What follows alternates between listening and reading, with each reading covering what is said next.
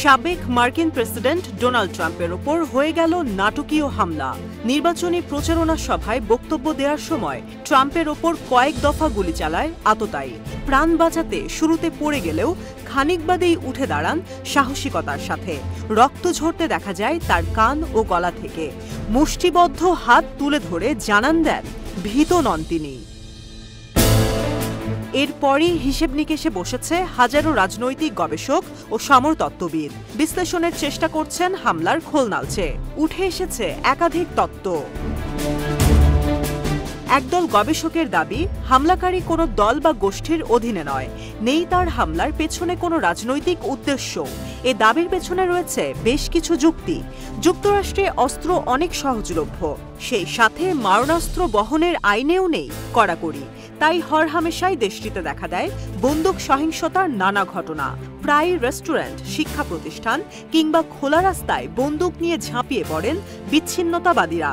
বেশিরভাগ সময় দেখা যায় কোনো কারণ ছাড়াই, শুধু হতাশা থেকে কিংবা নেশাজাতীয় দ্রব্য সেবনের পর এমন পদক্ষেপ নেন দেশটির নাগরিকরা। ট্রাম্পের ক্ষেত্রেও এমনটা ঘটেছে কিনা তা নিশ্চিত না হলেও রয়েছে এ দাবির পক্ষে আরও কিছু যুক্তি।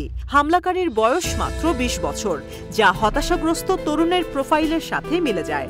আবার গুলি চালানো হয়েছে ১৪৮ গজ দূর থেকে। তবে অস্ত্রের ক্ষেত্রে বড় ভুল করেছে সে। দূরপাল্লার স্নাইপারের পরিবর্তে সে ব্যবহার করেছে এয়ার রাইফেল। এই দূরত্ব যা কোনো দক্ষ ঘাতক বেছে নেবে না। এ থেকে ধারণা করা যায় পূর্ব পরিকল্পিত ছিল না এ হামলা।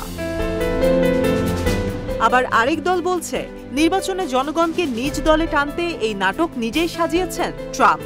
এর আগে একাধিক জরিমানার ফলে নির্বাচনী মাঠে অর্থের অভাবে ভুগছিলেন তিনি। হামলার পরই তার পাশে নির্বাচনী তহবিল নিয়ে দাঁড়ান একাধিক ধনকুবের। নিজের সমর্থনের কথা জানান টেসলা প্রধান ইলন মাস্ক। ধনকুবের বিল একম্যান জানান ট্রাম্পকে তহবিল দেবেন তিনি। এছাড়াও গুলিবিদ্ধ ও রক্তাক্ত অবস্থায় তার সাহসী প্রতিক্রিয়া মুগ্ধ করেছে ভোটারদের। তার মারে লাগোর বাসভবনের সামনে ভিড় করেন সমর্থকেরা, জয়ধ্বনি দেন তার নামে। এ থেকে একদলের দাবি, ক্যাপিটাল হিলের ভাবমূর্তি দূর করে ভোটারদের মন জয় করতে এমন উদ্যোগ নিয়েছেন ট্রাম্প। আরেক দল অভিযুক্ত করছে বাইডেনকে। আগে থেকেই নির্বাচনী প্রার্থিতা ধরে রাখতে ঝড়ের মুখে লড়ছিলেন বাইডেন। বয়সের ভারে নুজ্জ এই নেতা প্রতিদিনই হারাচ্ছেন সমর্থন।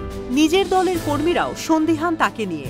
সম্প্রতি তার ওপর থেকে সমর্থন তুলে নিয়েছে হলিউড তারকা ও ডেমোক্র্যাট দলের শীর্ষ অর্থ সংগ্রাহক জর্জ ক্লুনি।